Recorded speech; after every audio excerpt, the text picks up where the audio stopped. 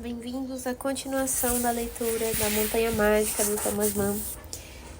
E hoje é uma gravação especial agora. Essa gravação especial, estou na varanda aqui.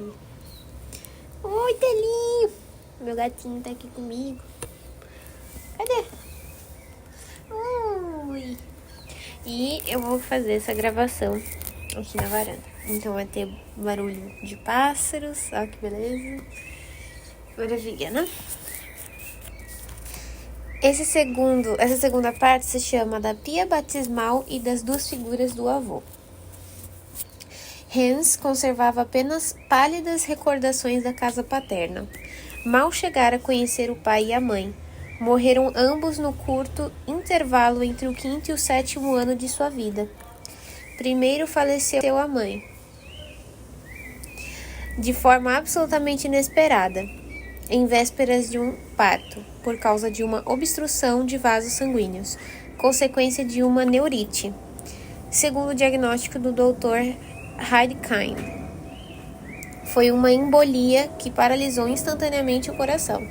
A mãe acabava de rir-se, sentada na cama, pareceu cair para trás de tanto riso, mas na realidade havia morrido. O pai, Hans Hermann Castorp, foi incapaz de compreender tal coisa, e visto seu grande apego à esposa e não ser ele de compleição muito robusta, não pôde conformar-se com tamanho golpe. Seu espírito desde aquele dia tornou-se confuso e apoucado. Presa de uma espécie de torpor, cometeu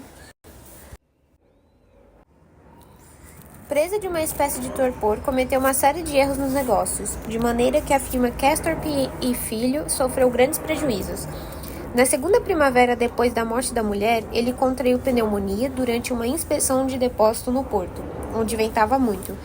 Como o coração fatigado não resistisse à febre alta, faleceu ao cabo de 5 dias, não obstante os cuidados do Dr. Heidkind. E, acompanhado de numeroso cortejo de concidadãos, foi unir-se à esposa no jazigo dos Castorp, bem localizado no cemitério da igreja de Santa Catarina, com vista para o Jardim Botânico. Seu pai, o senador, sobreviveu-lhe pouco tempo, e no curto período até morrer, também de pneumonia, a propósito, mas só depois de muita luta e longo sofrimento, já que, ao contrário do filho Hans Lawrence Castorp, dificilmente se deixava abater, arraigado na vida como era.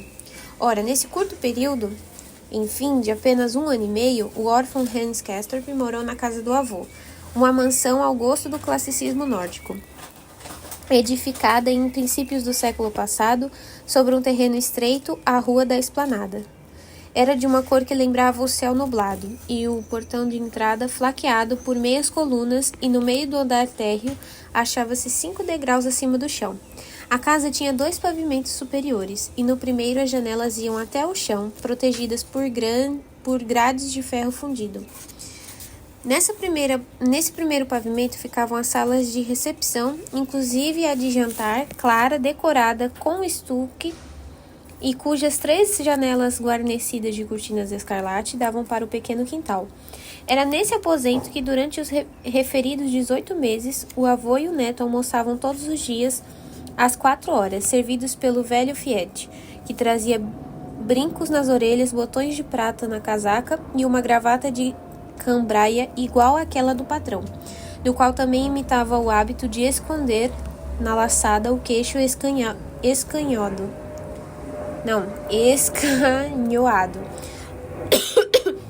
O avô tratava Fiat por você e falava com ele em dialeto baixo alemão, não por pilhéria, já que não tinha senso de humor algum, mas com toda seriedade, e porque o fazia no contato com gente do povo, com estivadores, carteiros, carroceiros e criados. Hans escutava-o com gosto, e com o mesmo prazer escutava as respostas de Fiat, igualmente em baixo alemão, quando este servia o dono da casa e se curvava para falar-lhe junto à orelha direita, com a qual o senador ouvia muito melhor que com a outra. O ancião compreendia, fazia que sim e continuava comendo. Muito ereto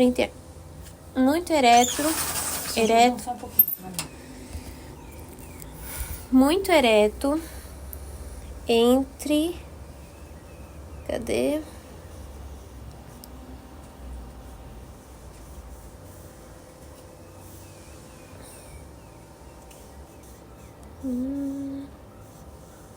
muito ereto entre a mesa e o alto espaldar da poltrona de mogno,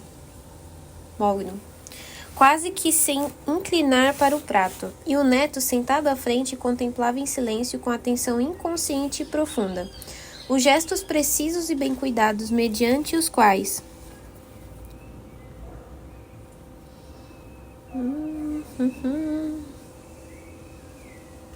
as belas mãos alvas, magras e idosas do avô, com as unhas convexas, aparadas em ponta e com um anel cinete de pedra verde no indicador direito, arranjavam na ponta do garfo um bocado de carne, legumes e batatas, que eram conduzidos à boca enquanto a cabeça ia-lhe ao encontro, com leveza. Hans olhava então suas próprias mãos ainda desajeitadas e sentia que nelas se preparava a capacidade de manejar mais tarde a faca e o garfo com a mesma perfeição do avô. Mais problemática, porém, era a questão de saber se um dia chegaria a acomodar o queixo numa gravata como aquela que enchia a ampla abertura do colarinho singular do avô, cujas pontas afiadas roçavam as bochechas. Ora, para isso era preciso ter a idade dele, pois já naqueles dias ninguém mais, exceto o avô e o velho Fiete, usavam colarinhos e gravatas assim. Uma lástima, porquanto o pequeno Hans gostava muito de contemplar o queixo do avô, apoiado no alto nó da gravata, branca como neve. Ainda quando adulto, essa lembrança causava-lhe prazer. Havia ali algo que ele aprovava do mais fundo de seu coração. Terminada a refeição, os guardanapos eram dobrados, enrolados e enfiados nas argolas de prata, tarefa da qual Hans, naquela época, se desincumbia apenas com dificuldade, dados serem esses guardanapos tão grandes quanto pequenas toalhas. O senador levantava-se da poltrona, que Fiete puxava para trás, e ia de passo arrastado ao gabinete, em busca de um charuto. Às vezes, o neto seguia até lá. Esse gabinete devia sua origem ao fato de a sala de jantar ocupar toda a largura da casa e ter 3 janelas, de modo que não restara espaço suficiente para 3 salões. Como se costuma encontrar nas casas desse tipo, se não apenas 2, um dos quais formava um ângulo reto com a sala de jantar e tinha somente uma janela. Para evitar que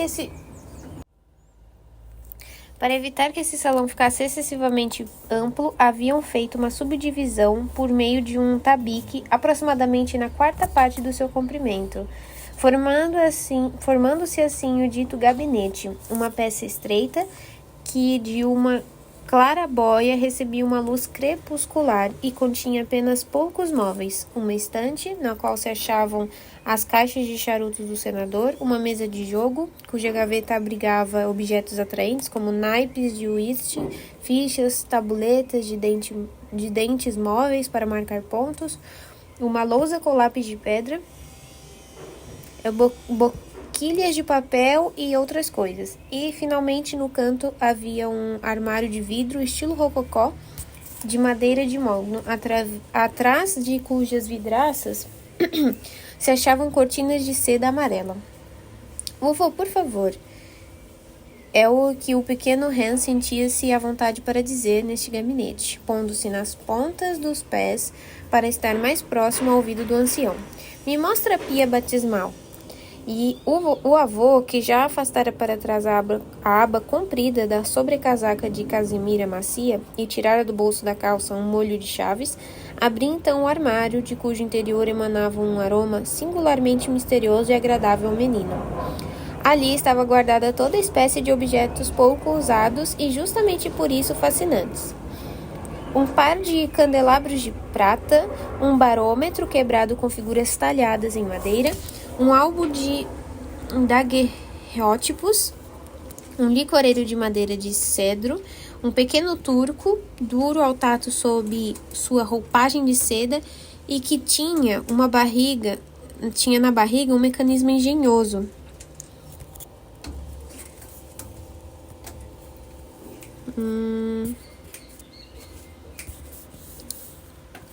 Que outrora lhe permitira caminhar sobre a mesa, mas já não funcionava havia muito tempo, um modelo de navio antigo e bem no fundo até uma ratoeira. O ancião, entretanto, retirava da prateleira do centro uma bacia redonda de prata muito oxidada que ficava sobre uma bandeja. também de prata, e assim mostrava ao menino os 2 objetos, tirava-os de cima do outro e exibia-os de todos os lados, dando-lhe novamente as mesmas explicações de tantas outras vezes. Originalmente, a bacia e a bandeja não formavam um jogo como bem se via, e como o pequeno voltava a aprender, mas combinavam-se no uso, dizia o avô. Faziam 100 anos, isto é, desde a compra da bacia. Esta era famosa, de linhas simples e nobres, com a marca do gosto austero que reinava em princípios do século anterior. Polida e maciça, repousava sobre um pé redondo e era dourada no seu interior, mas desse ouro sobrara com o tempo somente um reflexo de amarelo pálido, como único adorno, uma coroa de rosas e folhas denteadas, lavrada em relevo, cobria a borda superior. Quanto à bandeja, podia-se ler a data que lhe conferia uma antiguidade muito maior, 1650. Em números enfeitados de arabesco, emoldurados por toda espécie de desenhos distribuídos desordenadamente, à maneira moderna daquela época, mistura exuberante e arbitrária de escudos e rabiscos, metade flores, metade estrelas. No reverso da bandeja, porém, estavam inscritos os nomes dos chefes de família que no decorrer dos anos a tinham possuído. Já havia ali 7 nomes, cada qual com o ano da transmissão do objeto, e o ancião recitava-os ao neto, um a um, indicando-os com a ponta de seu dedo ornado de anel. Estava ali o nome do pai, assim como o do próprio avô ou do bisavô, e depois se dobrava, triplicava, quadruplicava o prefixo na boca do narrador. O menino, com a cabeça inclinada para o lado, ouvia tudo isso, cravando na bacia um olhar pensativo, sonhador ou abstrato, e abrindo a boca infantil numa expressão entre respeitosa e sonolenta, ouvia esses bis, tris, tetra, sons obscuros de tumba e de tempos soterrados que todavia expressavam uma ligação piedosamente mantida entre o presente, a sua própria vida, e aquele mundo submerso. Esses sons exerciam sobre o menino um efeito esquisito, que se refletia em seu rosto. Ao ouvi-los, tinha a impressão de respirar um ar frio, bolorento, o ar da igreja de Santa Catarina ou da cripta de São Miguel. Parecia-lhe sentir o sopro daqueles lugares onde as pessoas tiram os chapéus e avançam num andar reverente, cadenciado, na ponta dos pés. Julgava ouvir até mesmo o silêncio remoto, pacato, desses lugares ecoantes. Ao som dessas sílabas surdas, sensações devotas mesclavam-se com a ideia da morte e da história. E tudo isso era bem fazer ao garoto. Quem sabe se não era para ouvi-las e repeti-las mais uma vez que ele gostava tanto de contemplar a pia batismal. Depois, o avô repunha a bacia sobre a bandeja e mostrava ao menino a concavidade lisa, levemente dourada, que resplandecia sob a luz vinda do teto. Já faz quase 8 anos, dizia, que te levantamos sobre esta bacia e que a água com que foste batizado caiu dentro dela. O sacristão Lassen, da paróquia de São Jacó, verteu-a na mão em concha do bom pastor Bugenhagen, e dali ela escorreu sobre tua cabeça até a bacia. A água tinha sido amornada, para que não te assustasses e chorasses, e de fato não choraste nem um pouquinho, embora antes gritasses de tal maneira que Bugenhagen tinha dificuldade de fazer seu sermão. Mas quando sentiste a água, ficastes quietinho, e queiramos crer que por respeito ao Santo Sacramento. E por esses dias vai fazer 44 anos que teu saudoso pai recebeu o batismo, e a água que escorreu da cabeça dele caiu nessa bacia. Foi aqui nesta casa, sua casa paterna, na sala ao lado, e quem o batizou foi ainda o velho pastor Hezekiel, a quem os franceses quase fuzilaram quando jovem, porque pregara contra suas rapinagens e saques. Esse pastor também já faz muito tempo que está junto de Deus.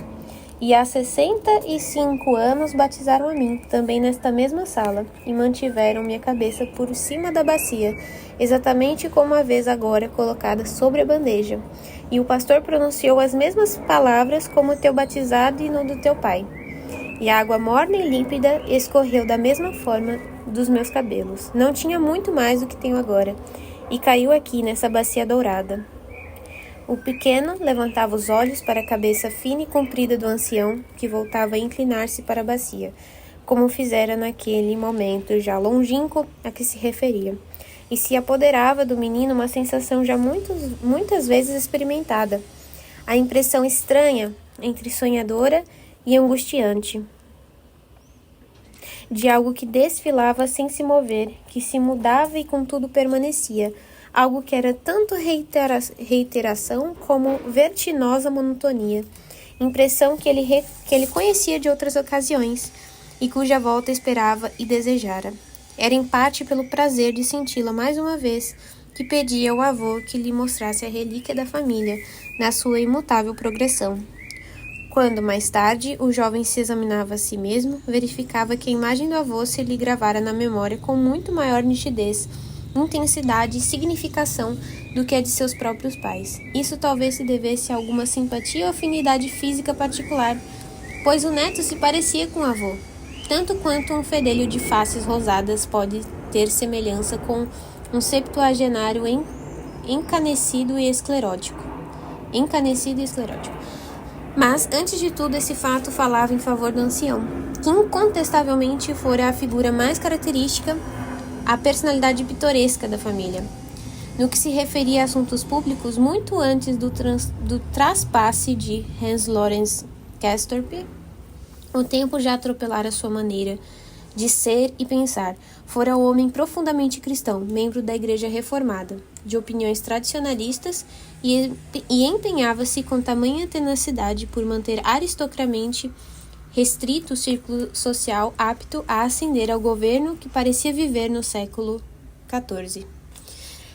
Tempo em que as corporações de artesãos da cidade, vencendo a encarniçada resistência do patriciado livre, conquistaram direito de voto e assento no Conselho Municipal. O velho sentia grande dificuldade em adaptar-se a inovações. Sua vida coincidira com uma era de rápido desenvolvimento e revoluções múltiplas, com decênios de progresso em marcha forçada, que haviam exigido muita audácia e grande abnegação nos negócios públicos. Mas Deus sabe que não fora por culpa do velho Castorp que o espírito moderno obtivera seus conhecidos e brilhantes triunfos. Lhe dera maior importância às tradições ancestrais e às instituições antigas do que às arriscadas ampliações do porto e outros ímpios arremedos de cidades grandes.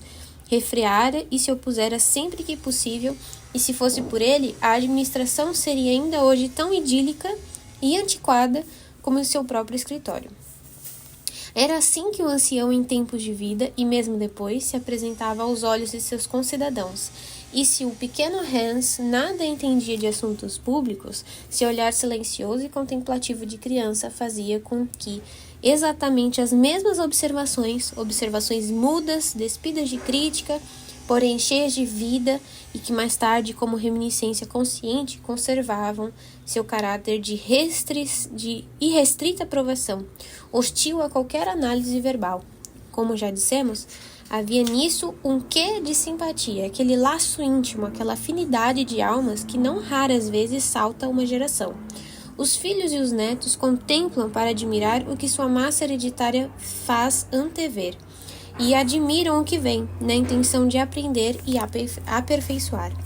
O senador Castorp era alto e macilento. Os anos lhe haviam curvado os ombros e a nuca, mas ele fazia esforço intenso para compensar isso por uma postura muito ereta. Ao assumi-la, numa dignidade penosamente mantida, contraía-se-lhe a boca, cujos lábios já não se apoiavam em dentes, repousando sobre as gengivas vazias, uma vez que o ancião punha a dentadura postiça apenas para comer. E justamente esse esforço, aumentado talvez pelo empenho de esconder um incipiente tremor da cabeça, é que determinava aquela atitude austera e tesa, com o queixo escorado pelo nó da gravata, posição que tanto agradava ao pequeno Hans. O senador apreciava a caixinha de rapé, usava uma oblonga de tartaruga lavrada de ouro e servia-se de lenços vermelhos, cujas pontas costumavam prender do bolso traseiro da sobrecasaca. se bem que isso não deixasse de ser uma nota um tanto cômica de sua personalidade. Parecia perfeitamente admissível em consideração à idade, com negligência que a velhice ora se permite, de modo consciente e bem-humorado, ora acarreta sob uma insciência digna de respeito. Em todo caso, era esse o único sinal de fraqueza que o olhar arguto do pequeno Hans observava na pessoa da avó. Mas, para um menino de 7 anos, como para a recordação do adulto, a imagem cotidiana e familiar do ancião não constituía genuína e verdadeira. Na sua realidade autêntica, o avô tinha aspecto diferente, bem mais belo e correto que o corriqueiro. Era o aspecto que apresentava em um retrato seu de tamanho natural, que antigamente estivera pendurado na sala de estar dos pais do pequeno Hans, e depois emigrara com ele para a rua da Esplanada, onde recebera seu lugar por cima do sofá de seda vermelha, na sala de recepção. O retrato mostrava Hans vestido com os trajes oficiais de vereador da cidade. Essa roupagem burguesa, austera e até piedosa de eras desaparecidas, que uma comunidade ao mesmo tempo conservadora e progressista levara consigo através dos tempos, reservando-a ao uso festivo para confundir de forma cerimoniosa o passado com o presente com o passado, e para evidenciar o nexo inextinguível entre todas as coisas, a veneranda solidez de suas firmas comerciais. Sobre um chão coberto de lajes avermelhadas, diante de um fundo de pilares e arcos ogivais, o senador Kestrop aparecia em pé, de corpo inteiro, com o queixo inclinado e as comissuras da boca apontando para baixo, cravando nas lonjuras a mirada contemplativa dos olhos azuis empapuçados. A veste talar negra, aberta na frente e até os joelhos, exibia nas orlas um largo debrum de peles, de umas meias mangas amplas, estufadas e adornadas de galões, saíam outras mangas mais justas de pano liso. Punhos de renda cobriam as mãos até a metade. As pernas finas do ancião estavam revestidas de meias de seda preta, e os pés calçados de sapatos com fivelas de prata. Rodeava-lhe o pescoço uma golilha larga como um prato, engomada e disposta em numerosas pregas, que o queixo aplanava na parte dianteira e que se levantava de ambos os lados. Por baixo dela caía sobre o colete um folho pregueado de cambraia. Sob o braço, o ancião levava o tradicional chapéu de aba larga, cuja copa terminava em ponta. Era um retrato excelente, criado pela mão de artista afamado, de ótimo gosto e ao estilo dos mestres antigos, bastante apropriado ao tema. Trazia a lembrança de quem o contemplasse quadros espanhóis ou holandeses do fim da Idade Média. O pequeno Hans olhara-o frequentemente, não como um perito de arte, é claro, mas com certa compreensão mais geral e até mesmo com muita perspicácia. Embora não tivesse visto o avô em pessoa tal como a tela o representava, senão uma única vez, e assim mesmo durante um curto instante por ocasião da chegada de um cortejo solene ao palácio da municipalidade. Não deixava de considerar, como já dissemos, a aparência do retrato, a verdadeira e genuína, e de ver no avô de todos os dias apenas a forma interina, um substituto imperfeitamente adaptado ao seu papel, pois o que havia de diferente e esquisito em seu aspecto cotidiano tinha origem em uma tal adaptação, imperfeita, quiçá um tanto desajeitada. Nela se mantinham restos e vestígios de sua forma pura e autêntica, e não havia como extingui-los por completo. Assim, estavam fora de moda o colarinho duro, pontudo e o alto nó da gravata branca, mas era impossível aplicar o termo fora de moda àquela peça de vestuário admirável, a qual as demais constituíam apenas alusão inteirina, a golilha espanhola. E o mesmo acontecia com a cartola de abas inusitadamente recurvas, que o avô usava na rua, e a qual correspondia, numa realidade superior, o feltro de aba larga reproduzido no quadro, e com a sobrecasaca pregueada e longa, cujo modelo e essência eram, aos olhos do pequeno Hans, a veste talar, agaloada e debruada de peles. Assim, o menino aprovou no seu íntimo que o avô surgisse em plena autenticidade e perfeição no dia em que chegou a hora de lhe dizer adeus para sempre. Isso foi na mesma sala onde tantas vezes haviam feito as refeições. Sentados um em frente do outro, no seu centro jazia agora Hans Lawrence Castorp, estendido no caixão, enfeitado de prata. Exposto numa sala rodeada de coroas.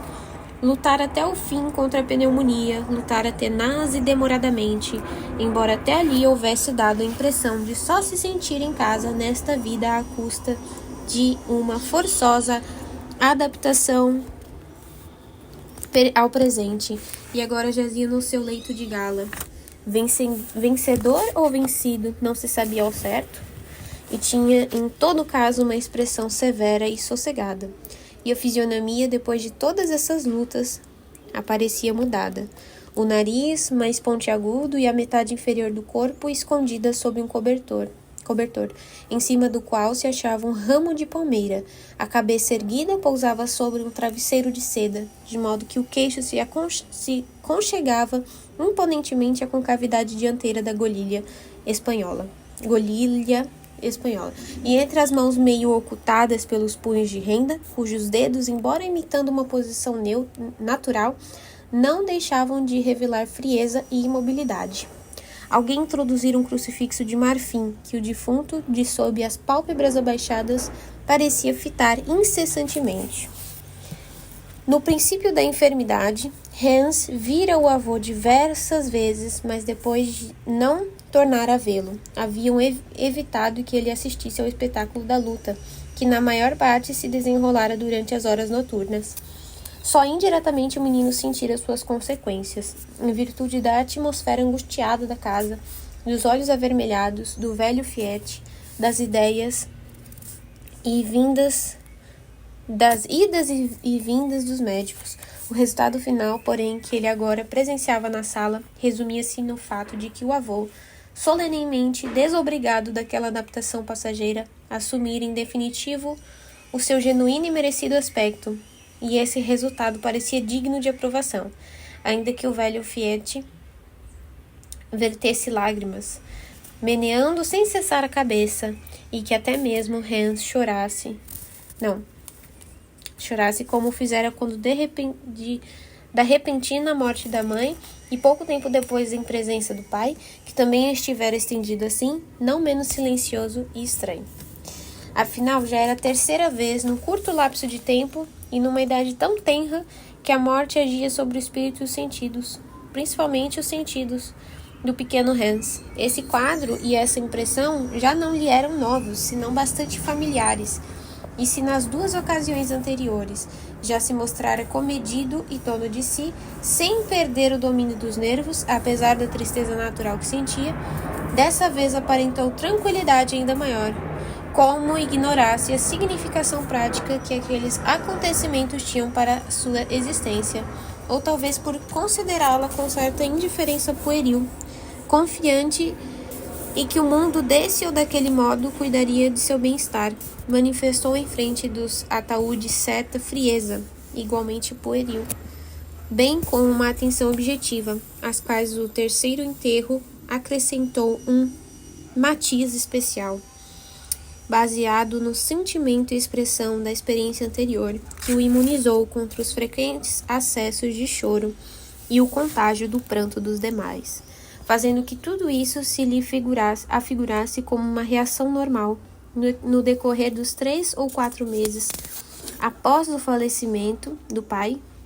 Esquecera-se da morte, agora se recordava dela, e todas as suas impressões antigas reavivaram-se simultaneamente, exatas e intensas na sua peculiaridade incomparável. Analisadas e resumidas, essas impressões seriam mais ou menos as seguintes. A morte tinha 2 aspectos: um piedoso, significativo, de melancólica beleza, quer dizer, um aspecto religioso, e ao mesmo tempo tinha outro, absolutamente diverso e até mesmo oposto, um aspecto muito físico, bem material, que era impossível qualificar propriamente de belo, significativo, piedoso, nem sequer de triste. A natureza solene e religiosa expressava-se no suntuoso ataúde do defunto, na magnificência das flores e no ramo de palmeira, que, como se sabe, simbolizavam a paz celestial. expressava-se, além disso, ainda mais nitidamente no crucifixo entre os dedos exangues de quem outrora fora o avô, no Redentor de Thorvaldsen, a distribuir bênçãos junto à cabeceira do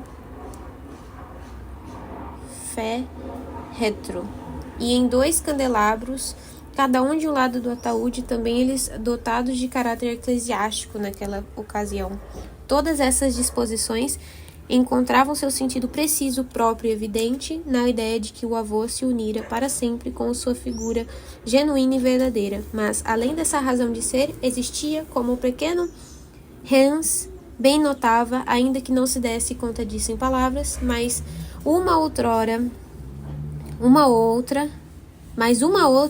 uma finalidade mais profana a manifestar-se em tudo isso. Principalmente naquela multidão de flores, em especial nas tuberosas, espalhadas por toda parte. Cabia-lhes disfarçar, fazer esquecer e não admitir, ao limiar da consciência, o segundo aspecto da morte, que não era nem belo nem realmente triste, mas, a bem dizer, quase indecente e de um caráter baixo e carnal. Era em virtude desse segundo aspecto que o avô defunto se afigurava tão estranho, que no fundo nem parecia o avô, senão um boneco de cera de tamanho natural que a morte pusera em seu lugar, e ao qual agora se dedicavam todas as suas pompas piedosas e reverentes. Aquele que ali jazia, ou melhor, aquilo que ali jazia, não era, portanto, o verdadeiro avô. Não passava de um invólucro, que Hans sabia-o muito bem. Não constava de cera, mas de sua própria matéria.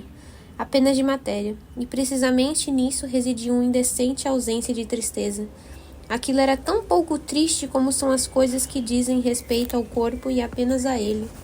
O pequeno Hans contemplou a matéria lisa, amarelo cera, e firme como queijo de que era feita aquela figura morta de tamanho natural, com o rosto e as mãos do ex-avô.